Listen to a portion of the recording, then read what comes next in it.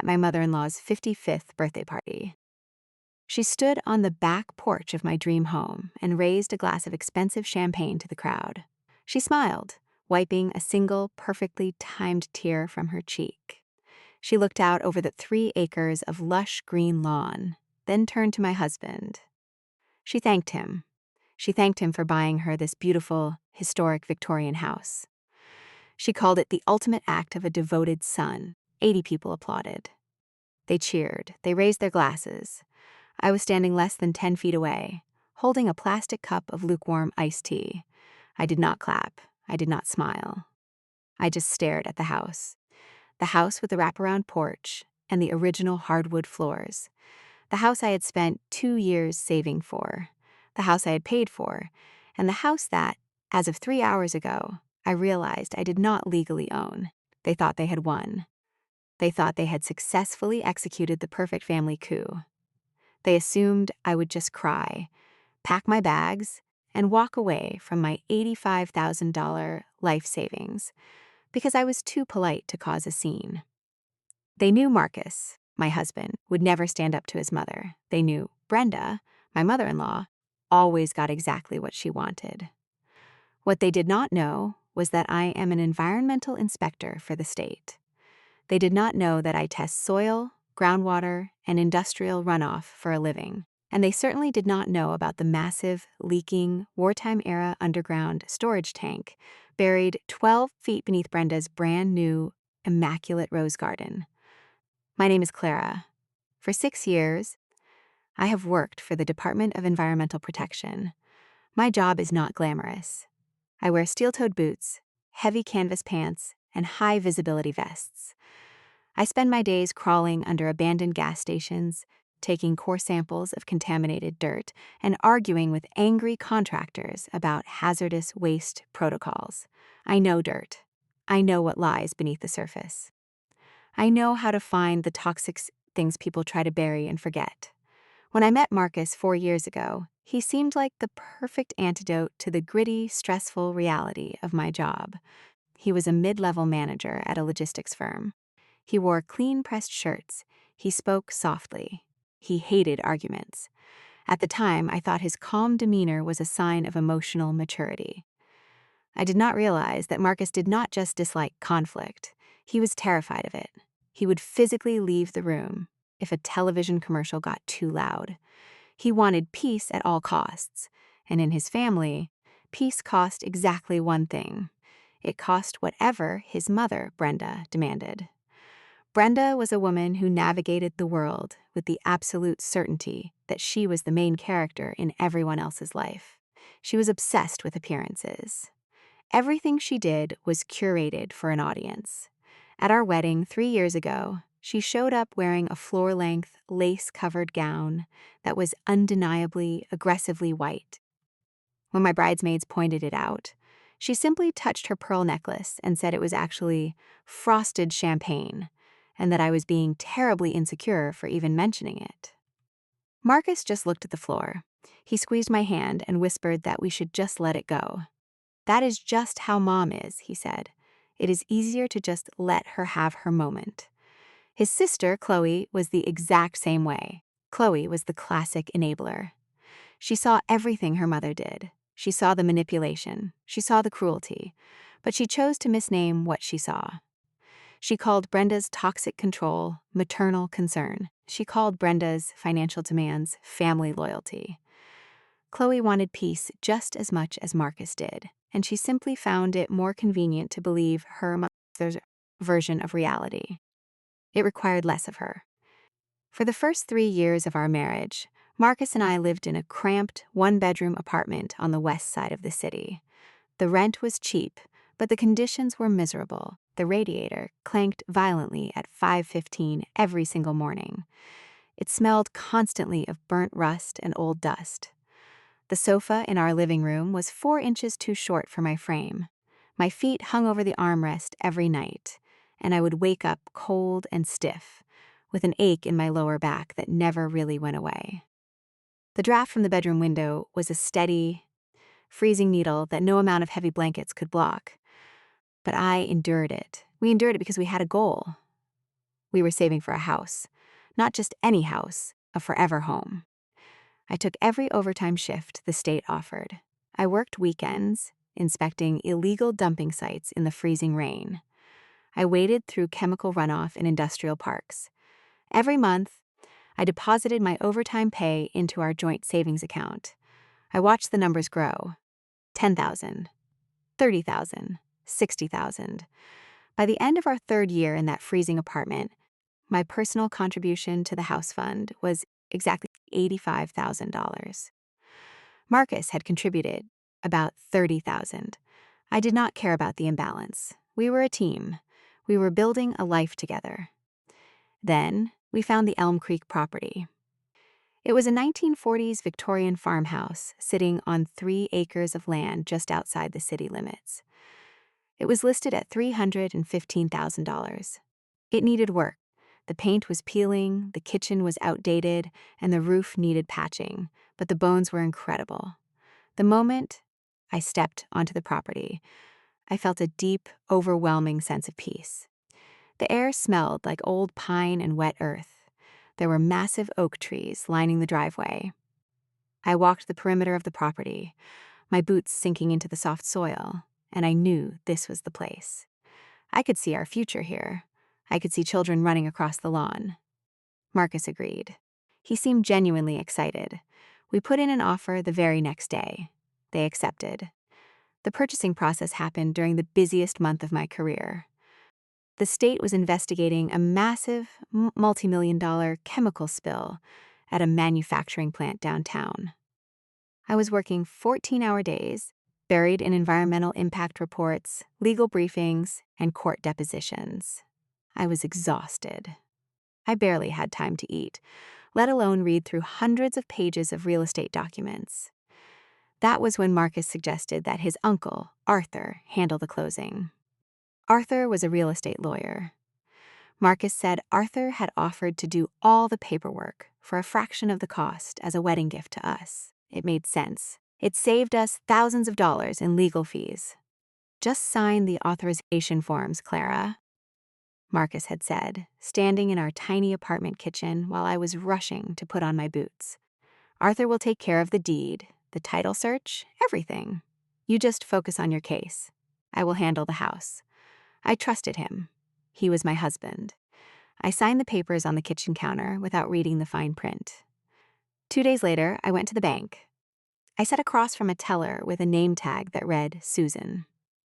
I watched Susan type on her keyboard. I watched the printer spit out a certified cashier's check. $85,000. My blood, sweat, and freezing mornings condensed into a single piece of paper. I put it in a crisp white envelope and handed it to Marcus. He kissed my forehead. He told me he loved me. He told me we were finally going home. The closing happened on a Tuesday. I was in a hazmat suit, standing in a drainage ditch. Marcus texted me a picture of a single silver key sitting on a granite counter. The caption read, "It is ours." I cried inside my mask. I was so happy. I was so incredibly relieved.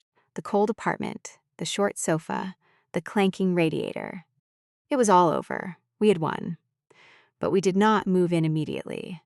Marcus said the house needed some basic renovations before it was livable.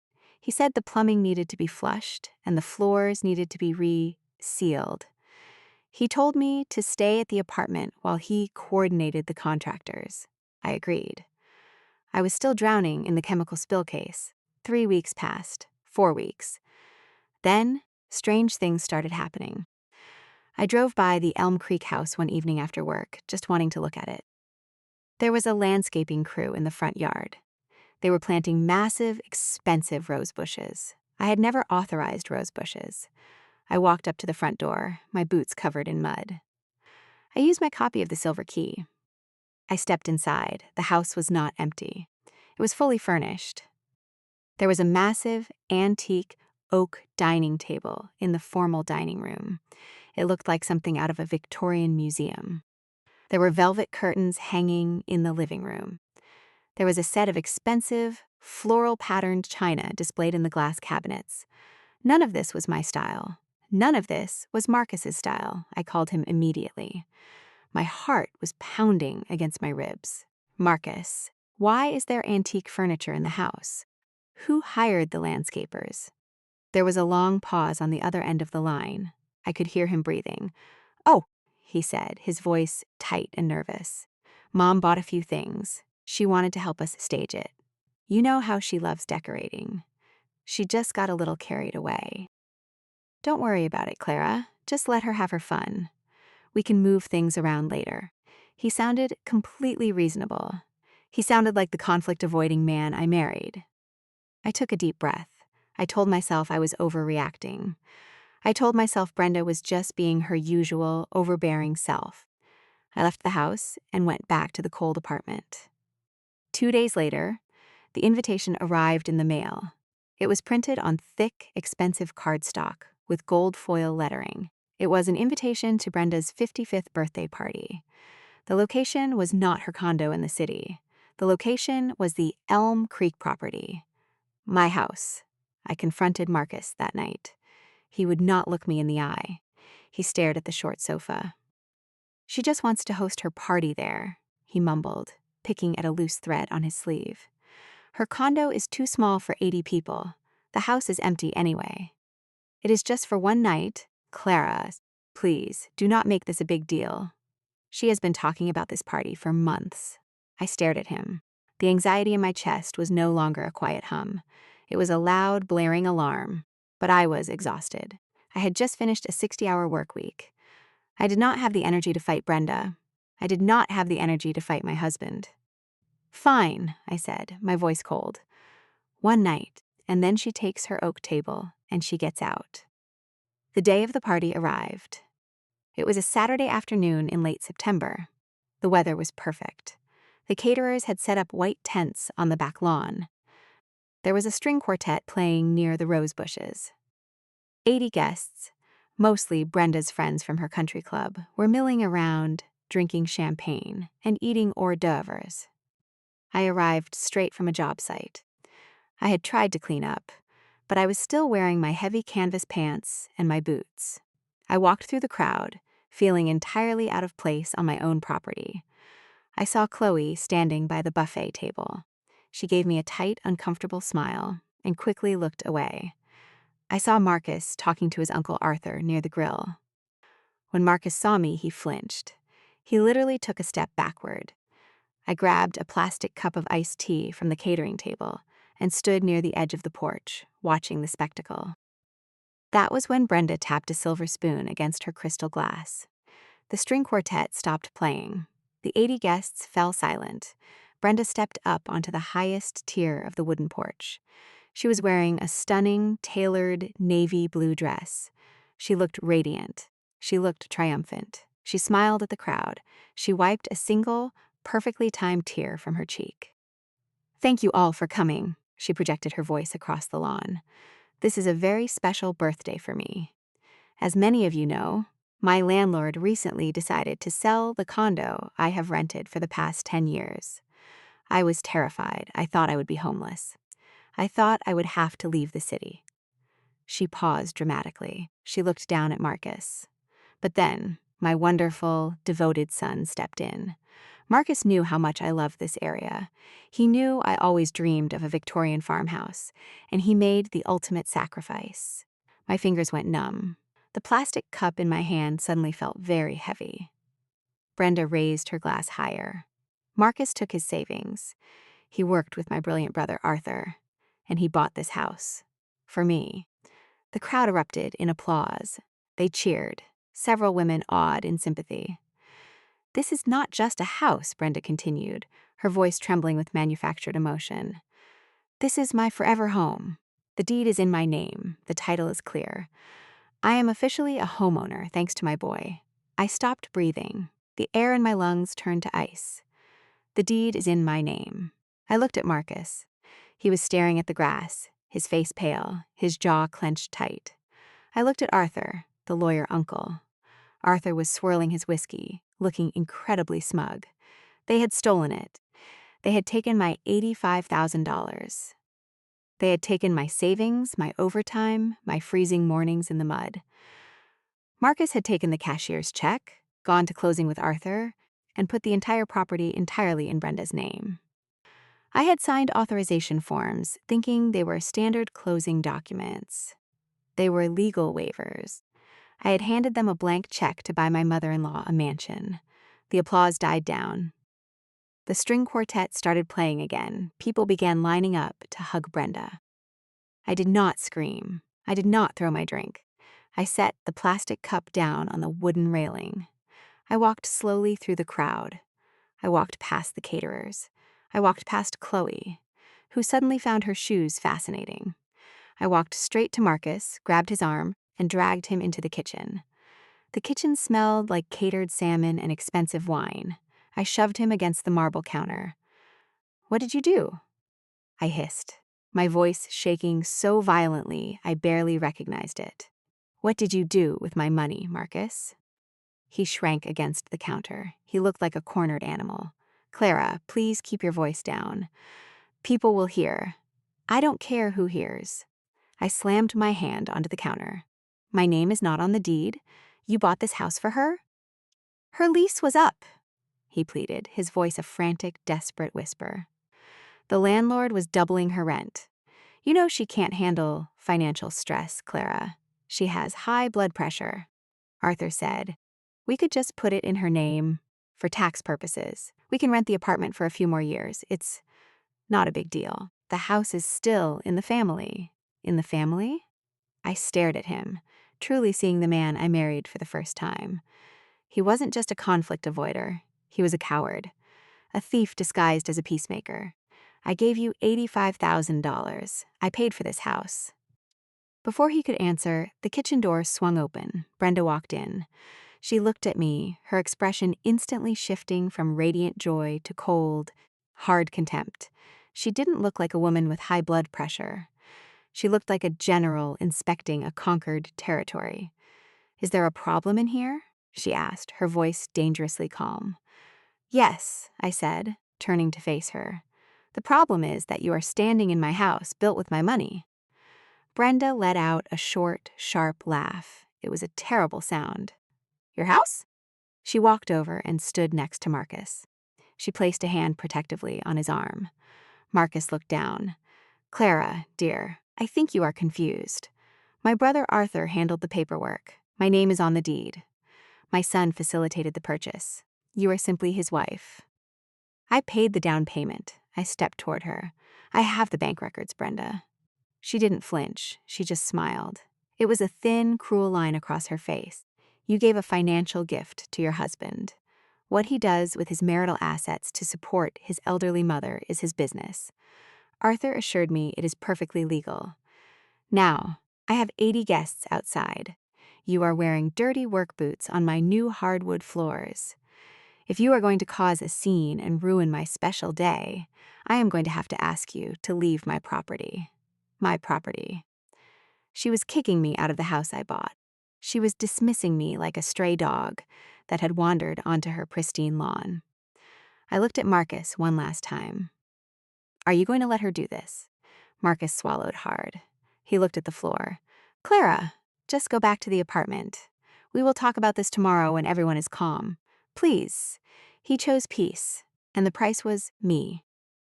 I didn't say another word. I turned around and walked out of the kitchen. I walked down the hallway, out the front door, and down the long dirt driveway toward my truck. The string quartet music faded behind me. The laughter of Brenda's country club friends drifted away on the breeze. I reached my truck and opened the door. I did not cry. My vision was perfectly clear. I threw my bag onto the passenger seat.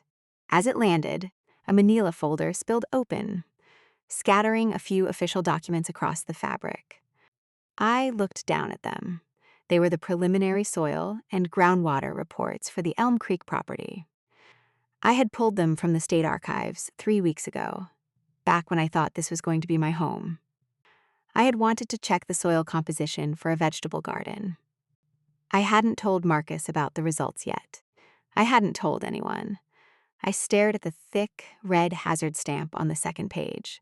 Brenda thought she had stolen a pristine 3-acre dream home. She thought she had outsmarted me with Arthur's legal loopholes. She still had no idea that the property she had just legally claimed ownership of was sitting directly on top of a corroded, leaking, 10,000-gallon industrial petroleum tank from 1942.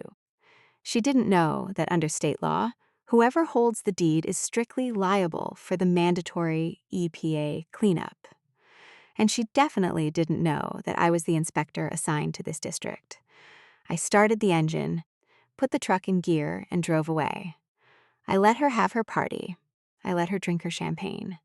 Tomorrow, I was going to make a phone call. The next morning, I woke up to the violent clanking of the apartment radiator. It was 5:15. The air in the bedroom was freezing. I rolled over on the mattress. The space next to me was empty. Marcus had not come home. I reached for my phone on the nightstand. There was a single text message from him, sent at 2 in the morning. Let's just cool off for a few days. Mom is really stressed about your reaction. I am staying at the new house. I need space to think. I stared at the glowing screen. He needed space to think. He was sleeping in a $300,000 house bought with my savings. And he needed space. I did not reply. I did not cry.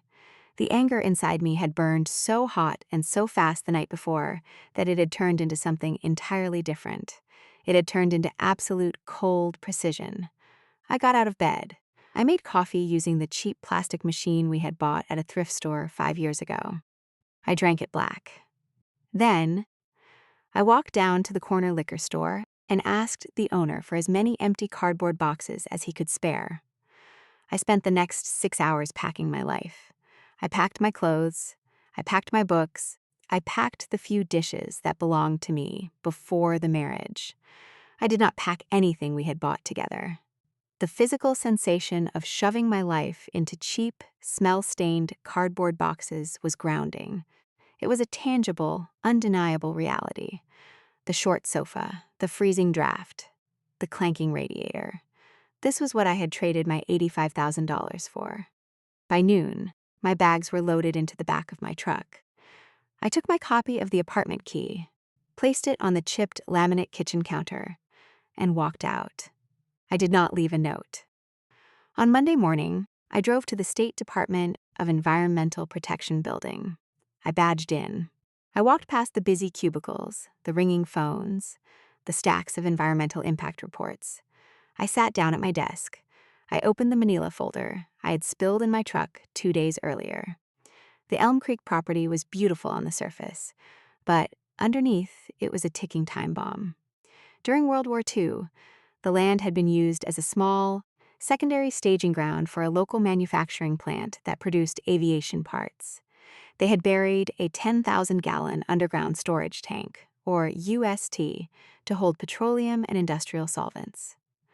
After the war, the plant shut down. The land was sold, subdivided, and eventually turned into residential property. The tank was forgotten. When Marcus and I first looked at the house, I had run a standard historical land use check out of habit. That was when I found the old wartime registry. 2 weeks before the closing, I went to the property with a deep soil sampling kit. I took 3 core samples near the old oak trees, directly behind where Brenda later planted her expensive roses. The results had come back red. The old steel tank was not just sitting there. It was severely corroded. It was actively leaking trichloroethylene and petroleum hydrocarbons deep into the soil and the groundwater table. If Marcus had not betrayed me, my plan had been to pull the offer. I was going to show him the report and explain that the property was a massive liability. We would have walked away. We would have kept our savings seats. But Marcus didn't wait. He and Arthur bypassed me completely. They rushed the closing to secure Brenda's forever home before I could review anything. They thought they were being clever. What Arthur, the brilliant real estate lawyer, apparently did not know was the fundamental structure of the Comprehensive Environmental Response, Compensation, and Liability Act, CERSLA. In the environmental inspection world, we just call it the Superfund Law. Under CERSLA, liability for toxic contamination is strict, joint, and several. That means the government does not care if you did not put the tank there. The government does not care if you didn't know the tank was there when you bought the property. If your name is on the deed, you are the current operator of a hazardous waste site. You are legally, financially, and entirely responsible for the mandatory cleanup. And a deep soil industrial cleanup is not cheap. It involves excavating massive amounts of contaminated dirt, treating groundwater, and monitoring the site for years. It bankrupts small businesses. It destroys generational wealth. Brenda wanted to be a homeowner. She wanted the title clear and in her name. She had it. I logged onto a secure terminal in the back of the office. I did not file the report under my own name. If I did, Marcus and Arthur might claim it was a vindictive action by an angry spouse. They might try to tie it up in local litigation. I needed this to be untouchable. I bypassed the state level entirely. I went straight to the Federal Environmental Protection Agency's anonymous hazard reporting portal. I uploaded the historical registry documents. I uploaded the GPS coordinates of the tank. I uploaded the lab results from my core samples, showing active, high-level groundwater contamination. I clicked Submit. A confirmation number appeared on the screen. The machinery of the federal government is notoriously slow. But when it comes to active groundwater contamination near residential water supplies, the gears turn with terrifying, unstoppable force. I logged off. I went back to my desk. I went back to work. 2 weeks passed. I was living in an extended stay motel on the edge of the industrial district. It smelled like bleach and stale cigarette smoke. I ate microwave dinners on a plastic chair, but I did not feel poor. I felt dangerous. During those 2 weeks, Brenda was living her absolute best life. Chloe, the willfully blind sister, was constantly updating her social media with pictures of their new reality. I watched it all from a fake account I had created years ago for monitoring illegal dump sites.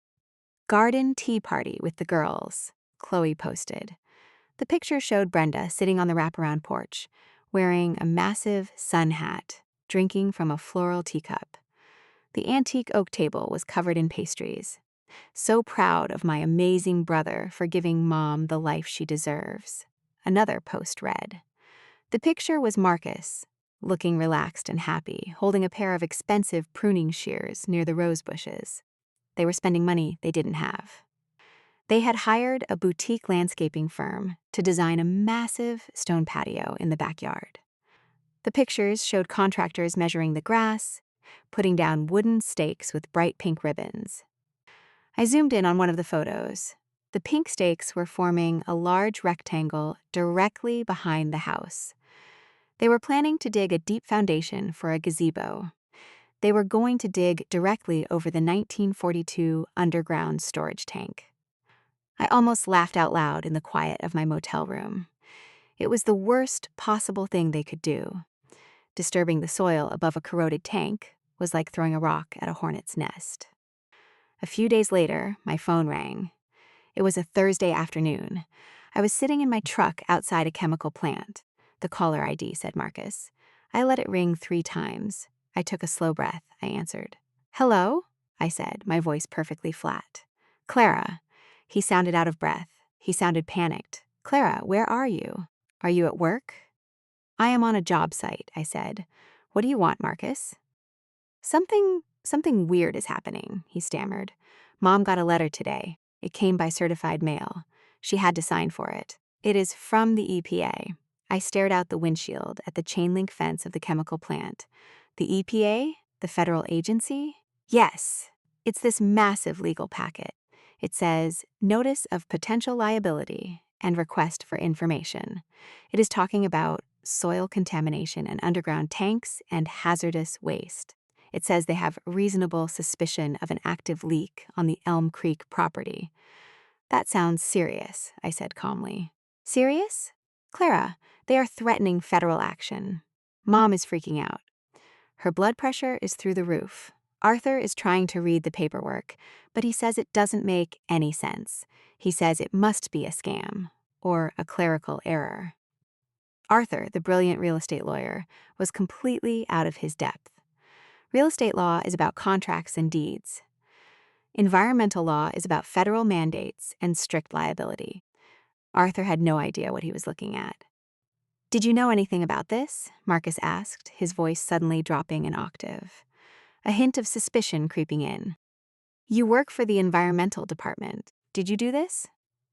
Marcus, I said, my tone dripping with tired condescension. I work for the state. This letter is from the federal government.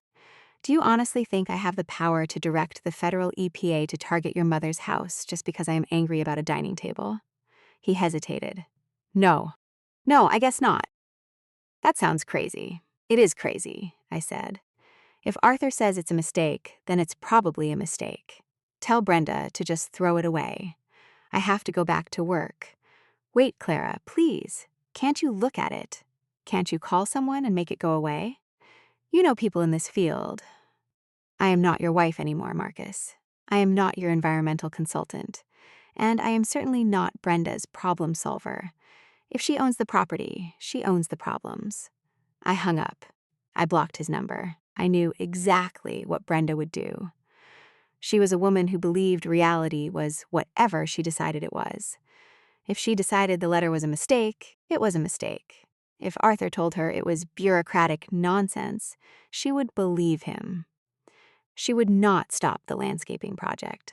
She would not hire a private environmental firm to test the soil.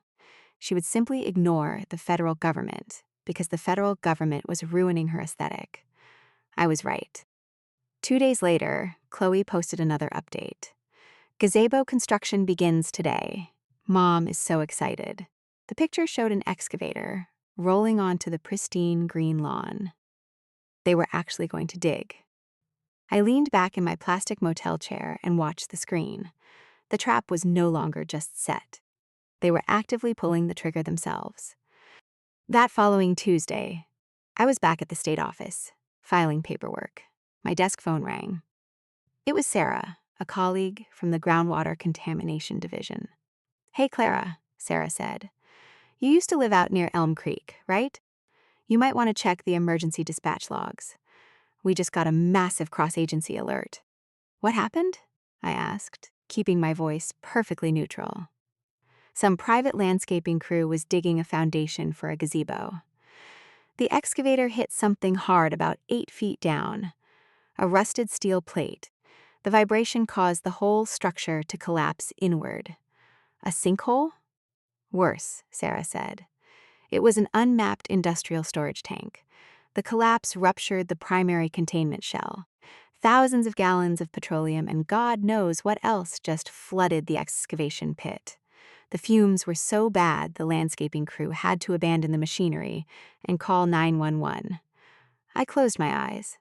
The image in my mind was beautiful. Who is responding? I asked. Everyone, Sarah replied. Local fire, state hazmat, and the EPA regional response team. They are classifying it as a level 3 biohazard site. They are cordoning off the entire property.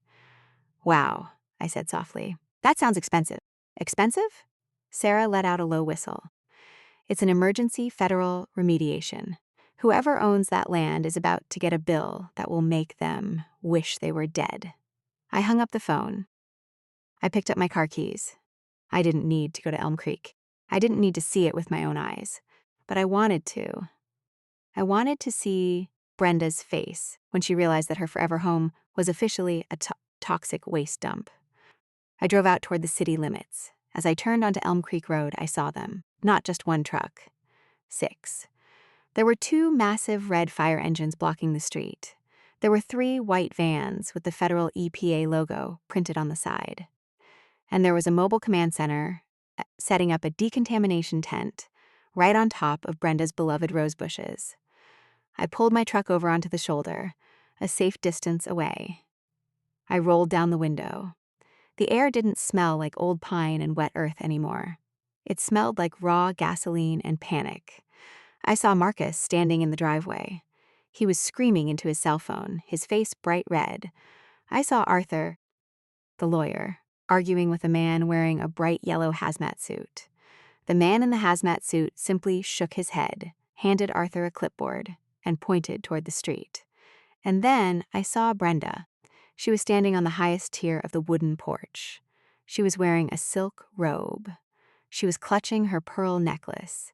She was staring at the massive, black, sludgy pit in her backyard, surrounded by men in respirators carrying hazard tape. She wasn't smiling. She wasn't wiping a perfectly timed tear. She looked like her entire world was collapsing. Because it was. And I had the bank records to prove that I didn't own a single piece of it. The local evening news carried the story for 3 days straight. It is not every day that a quiet residential street on the edge of the city gets locked down by federal hazardous materials teams. I watched the broadcast on the small, grainy television in my motel room, eating lukewarm takeout noodles. The helicopter footage was stunning. The Elm Creek property looked like a military quarantine zone. The pristine green lawn was completely destroyed, replaced by massive, deep trenches and piles of contaminated dirt covered in thick plastic tarps. The white catering tents from the birthday party were long gone. In their place were decontamination showers and mobile chemical testing labs. And the rose bushes, the expensive imported rose bushes Brenda had planted without my permission. They were completely dead. The toxic fumes and the aggressive excavation had wiped out the entire front garden. I turned up the volume. The news anchor was explaining that an unmapped World War II-era storage tank had collapsed, leaking thousands of gallons of toxic industrial solvent into the groundwater. The anchor mentioned that the property owner had been forced to evacuate immediately due to the high risk of volatile organic compound inhalation. Evacuate. I smiled. Brenda had given up her luxury city condo. Her landlord had already rented it to someone else. The Elm Creek house was officially condemned by the health department until the cleanup was complete. That meant Brenda had nowhere to go, nowhere except the cramped, one-bedroom apartment I had left behind. I pictured her there. I pictured Brenda, a woman who only wore silk robes and demanded expensive champagne, sitting on that cheap, short sofa. I pictured her trying to sleep while the radiator clanked violently at 5:15 in the morning, smelling the burnt rust. The universe has a remarkable sense of irony, but sometimes it needs a little help from a deep soil sampling kit. The real nightmare for Marcus and Brenda did not begin with the evacuation. It began 2 weeks later, when the Federal Environmental Protection Agency issued the formal, potentially responsible party notice. In my line of work, we call it the PRP letter.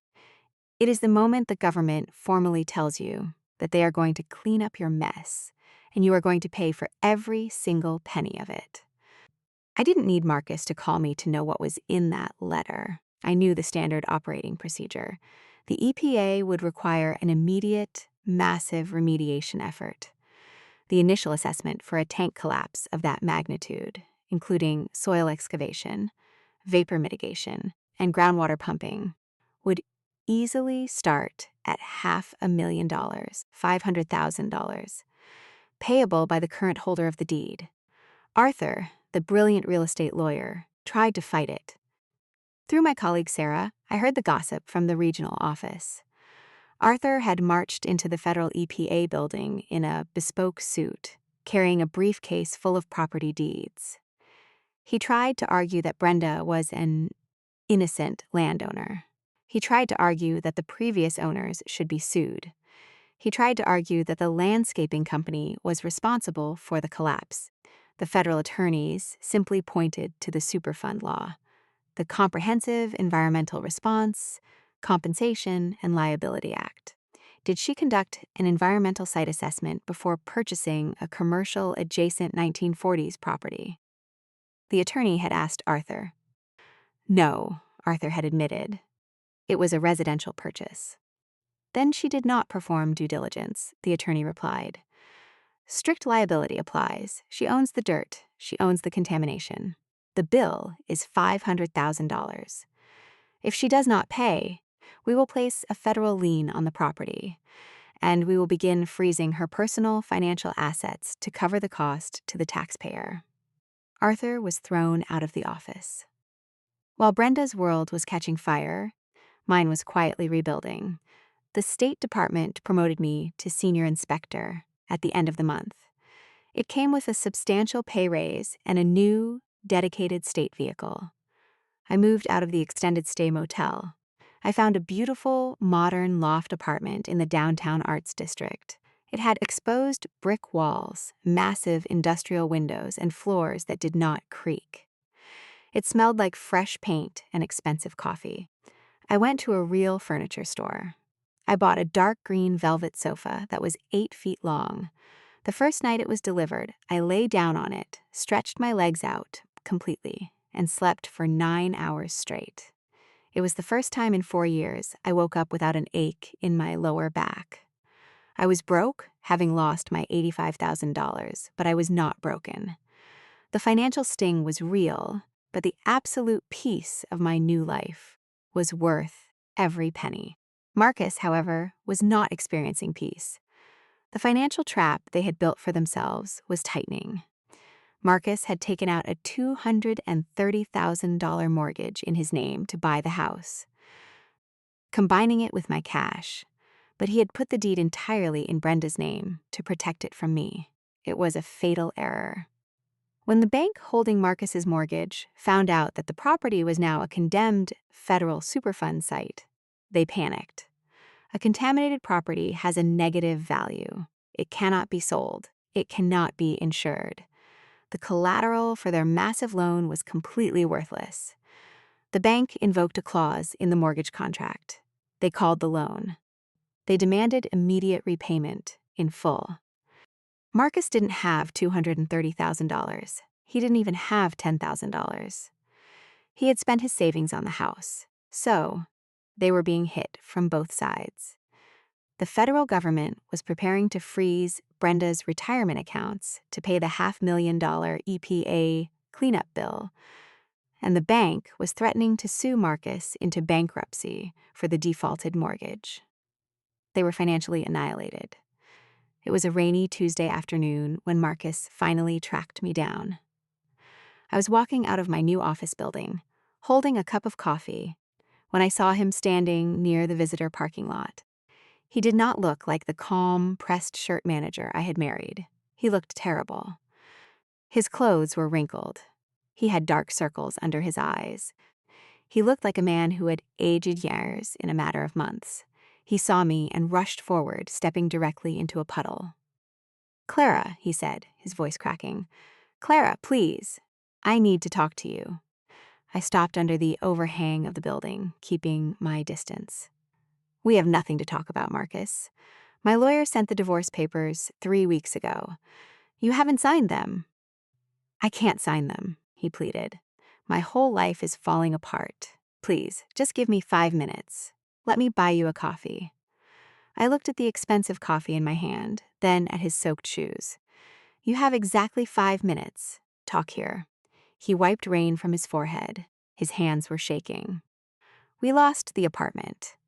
The landlord evicted us because I couldn't make the rent. The bank called the loan on the house. We are staying in my Aunt Susan's unfinished basement. Mom is practically catatonic." I felt a brief, microscopic flicker of pity for the man he used to be, but it vanished instantly. "That sounds incredibly stressful, Marcus. But it is not my problem." "It is your problem," he suddenly yelled, his voice echoing off the concrete walls. A few people walking past turned to look. Marcus realized he was causing a scene and immediately lowered his voice, reverting to his old conflict-avoidant whisper. "Clara, please. They froze Mom's accounts. They took her pension. The EPA says we owe them $500,000, and the bill keeps going up every day they have those machines running on the lawn. Strict liability," I said calmly. "It's a harsh law. You have to help us," he begged, grabbing the sleeve of my raincoat. I pulled my arm away sharply. "You work for the environmental department. You know these people. You can call someone at the federal agency. You can explain that it was a mistake. Tell them Mom didn't know the tank was there. Tell them she's an innocent victim. Ignorance is not a defense under CERCLA," I recited, quoting the textbook standard. "And even if it was, I don't work for the EPA. I am a state inspector. I have zero jurisdiction over federal Superfund remediation. Then give us the money back, he said, his eyes wide with a desperate, frantic kind of hope. I stared at him, genuinely stunned by the audacity. Give you what money back? The $85,000. Your down payment. He leaned in closer. If you just give us that money back, I can hire a specialized environmental defense firm. Arthur found a group in Washington. They require a $50,000 retainer, but they say they can stall the EPA in federal court. Just give me the money as a loan, Clara. I promise I will pay you back. I actually laughed. It wasn't a cruel laugh. It was a laugh of pure disbelief. Marcus, listen to yourself. You stole $85,000 from me. You handed it to the seller of that house. You put the deed in your mother's name to make sure I could never touch it. That money is gone. It belongs to whoever sold you the toxic waste dump. I don't have it, but you got a promotion, he stammered, pointing at the shiny new state vehicle parked nearby. I saw your LinkedIn update. You are a senior inspector now. You have a new apartment. You must have money saved up. I have exactly enough money to buy my own coffee and sleep on a sofa that actually fits me, I said, my voice dropping to a low, cold warning. I am not giving you a single dime to save Brenda's estate. You made your choice in that kitchen. You chose peace. You chose her. Now you get to live with the consequences. I turned to walk away. Wait, Marcus shouted. I stopped, but I didn't turn around. When he spoke again, his voice was different. The desperation was gone. It was replaced by a hard, venomous edge I had never heard from him before. Arthur says we can subpoena your employment records, Marcus said. I slowly turned back to face him. He was standing straighter now, crossing his arms. He thought he had found a weapon. He thought he had found a way to win. Arthur says it is highly suspicious that my wife, an environmental inspector, suddenly moved out right before a massive toxic hazard was discovered on our property. Marcus continued, his words practiced. He was repeating Arthur's legal strategy. He says you probably knew the tank was there before we bought it.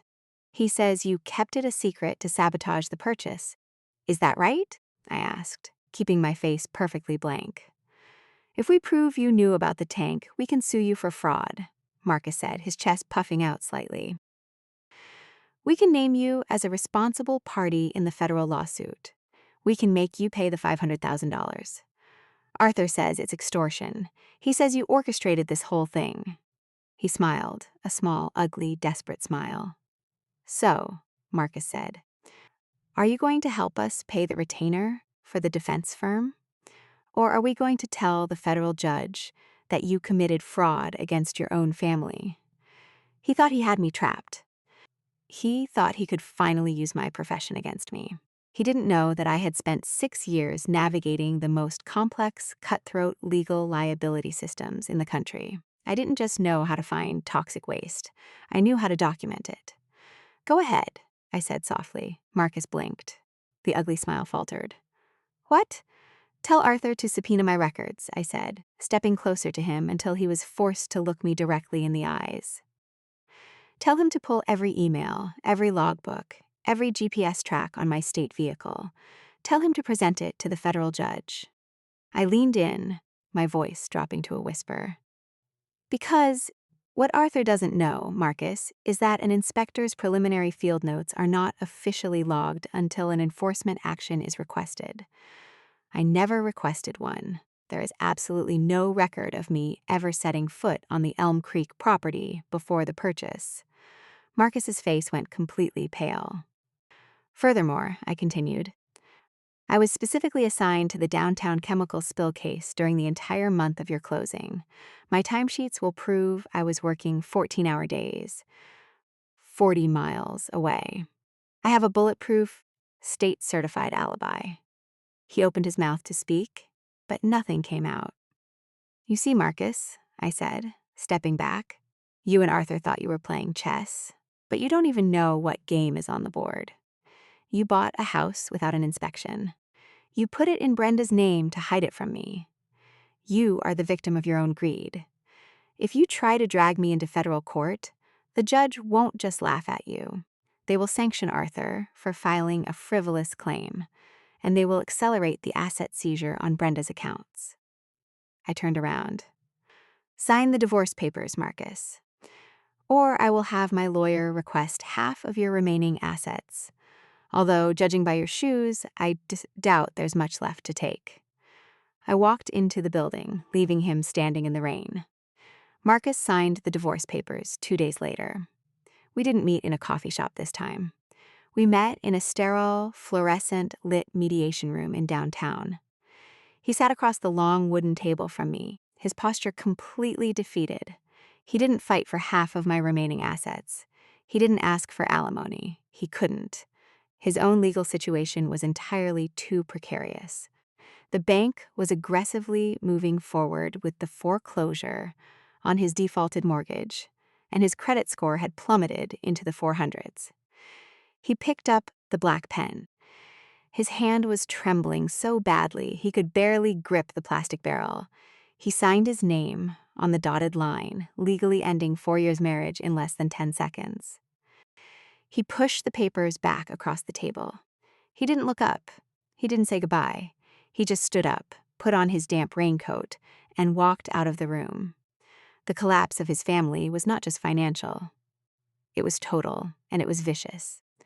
When the reality of the $500,000 EPA cleanup bill finally set in, the family turned on each other with the ferocity of starving animals in a cage. Brenda, desperate to save her own retirement funds from the federal freeze, turned her rage toward the only person left to blame, her own brother, Arthur. She filed a massive malpractice lawsuit against him. She claimed that Arthur, acting as her formal real estate attorney, had a strict fiduciary duty to conduct a Phase 1 environmental site assessment before allowing her to accept the deed to a commercial adjacent property. She claimed he was deeply negligent, incompetent, and directly responsible for her financial ruin. Arthur did not take the betrayal quietly. He retaliated by publicly releasing the entire chain of private emails between himself, Marcus, and Brenda. The emails were entered into public court records. Because I still had contacts in the legal department, I managed to read the transcripts. The correspondence was damning. Brenda had explicitly instructed Arthur to bypass all standard environmental and structural inspections. Just get the deed in my name as fast as possible before Clara realizes the money has cleared the escrow account. She had written in one email, "We need to secure the house while she is distracted with her job." The local real estate community read those emails. Arthur's reputation as a trustworthy, high-end attorney evaporated overnight. The State Bar Association opened an ethics investigation into his practices, and Brenda's malpractice lawsuit was immediately dismissed by the judge, who ruled that she had knowingly, aggressively waived her right to due diligence. With Arthur legally out of the picture, the federal government moved in to collect. The EPA placed a massive federal lien on the Elm Creek property. The document was filed with the county clerk, ensuring the property could never be sold, transferred, or leveraged until the $500,000 cleanup was paid in full. Because Brenda was the sole name on the deed, she was the sole, uncontested target of the collection effort. They froze her checking accounts. They garnished her monthly pension. They seized the small, diversified investment portfolio she had built over 40 years of her life. Brenda went from hosting catered birthday parties with string quartets to having her debit card declined at the local grocery store in a matter of 3 months. I heard from Sarah that Brenda tried to liquidate her assets to hire a defense lawyer. She took her extensive jewelry collection, the diamond tennis bracelets, the heavy gold necklaces, the pearl earrings she wore to my wedding, to a pawn shop in the Diamond District, but the pawnbroker offered her a fraction of what she thought they were worth. It barely covered a month of her living expenses. With no money and no home, she turned to the only person she had left. She turned to Chloe, Chloe, the classic enabler, the daughter who had always looked the other way, the daughter who had called her mother's toxic control maternal concern. Brenda drove to Chloe's suburban home in tears. She demanded that Chloe take her in. She demanded the guest bedroom. She expected the same blind loyalty she had always received. But Chloe's husband, Greg, stepped in. Greg was a quiet man who usually stayed out of the family drama, much like Marcus. But Greg had watched the entire Elm Creek disaster unfold. He had watched Brenda steal my $85,000, and he had watched Marcus go completely bankrupt trying to defend her. Greg laid down the law. He told Chloe that if Brenda moved into their house, he was moving out. He told his wife that he refused to let Brenda's financial toxicity and manipulation infect their household and drain their children's college funds. And Chloe, who had spent her entire life choosing the path of least resistance, did what she always did. She chose peace. She chose her marriage. She chose her own financial security. She stood on her front porch and told her mother no. Brenda was officially abandoned. The woman who had demanded absolute obedience and loyalty from everyone around her found herself standing entirely alone on a suburban sidewalk, holding a single suitcase. She eventually found a place to live. It was a subsidized, low-income senior apartment complex on the far east side of the city. To pay for her basic groceries, because her pension was heavily garnished by the federal government, she was forced to re-enter the workforce at 55 years old. 6 months after the divorce was finalized, I saw her. It was a Saturday morning in early April. I was at a large, discount home improvement store on the edge of town, picking up some supplies to repaint the kitchen in my new loft. I was walking down the outdoor gardening aisle, looking at terracotta pots, when I heard a familiar voice. It was sharp, demanding, and incredibly irritated. I stepped around a massive display of coiled garden hoses and stopped. Brenda was standing near the register. She was wearing a bright orange polyester vest over a cheap, ill-fitting khaki polo shirt. She had a plastic name tag pinned to her chest. She was arguing with a customer about a returned item. The customer, a young woman in yoga pants, was holding a dead, wilted fern. "I bought it 3 days ago, and it's already dead," the customer said. "I want a refund." "Ma'am, you clearly overwatered it," Brenda snapped, her tone dripping with her signature condescension. The store policy clearly states we do not accept returns on live plants that have been drowned by the customer. "I want to speak to your manager," the customer demanded. Brenda's face flushed red. The woman who had worn a frosted champagne gown to my wedding. The woman who had kicked me out of my own house with a crystal glass in her hand was now arguing about a $12 dead fern in a parking lot. "Fine," Brenda muttered, her voice trembling slightly. She turned to walk toward the manager's booth. That was when she saw me. She froze. Her hand hovered in the air. We stood there, less than 15 feet apart, in the bright, unforgiving fluorescent light of the hardware store. For a long, heavy moment, the air between us was completely still. The sounds of the store, the beeping registers, the squeaking carts, seemed to fade away. I didn't smile. I didn't gloat. I didn't cross my arms or try to look intimidating. I didn't say a single word.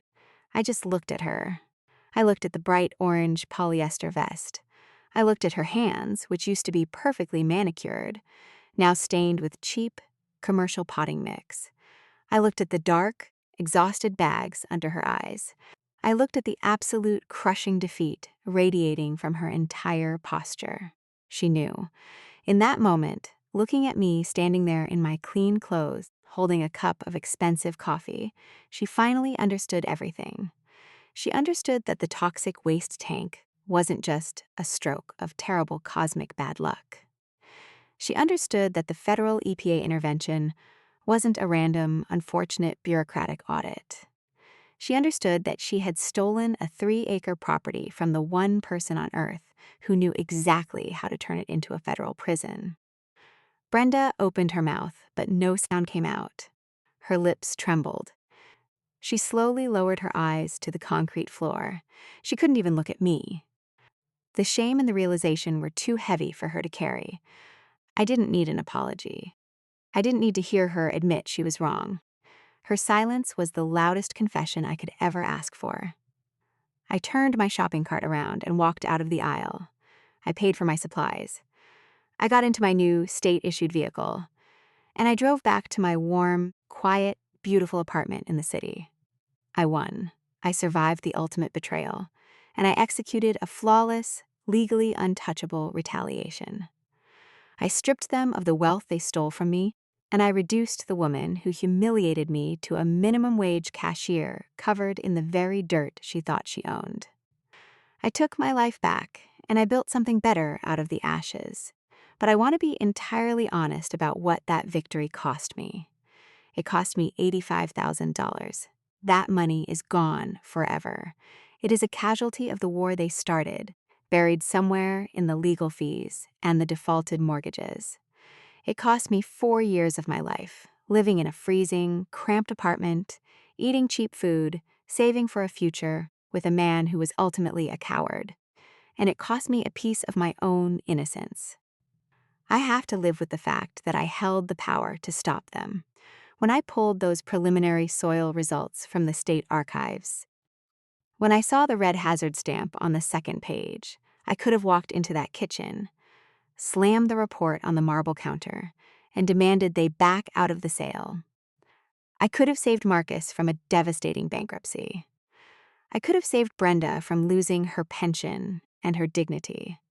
I could have prevented the entire financial disaster before the ink on the deed was even dry, but I didn't. I chose to stay silent. I chose to let them walk willingly into a trap of their own making.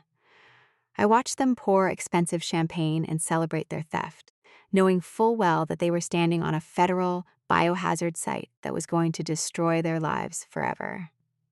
I know some people will say I went too far. Maybe they are right. Maybe I could have handled it quietly. Maybe I could have protected their financial dignity after they spent years aggressively destroying my emotional dignity. Maybe a better, more forgiving person would have taken the high road and simply filed a long, exhausting civil lawsuit for the down payment. But there is something I have learned about families like Marcus's. They do not hear pain when it whispers. They do not respond to logic or tears or polite requests for basic fairness. They only hear consequences when the consequences are so loud the entire world can see them fall. So I will ask you this. If you had been in my place, standing in that kitchen, while your mother-in-law kicked you out of the dream home you paid for, would you have handed her the soil report and saved her from absolute ruin? Or would you have stayed silent, walked away, and let the toxic dirt take care of the rest? Tell me honestly in the comments. I read every single one.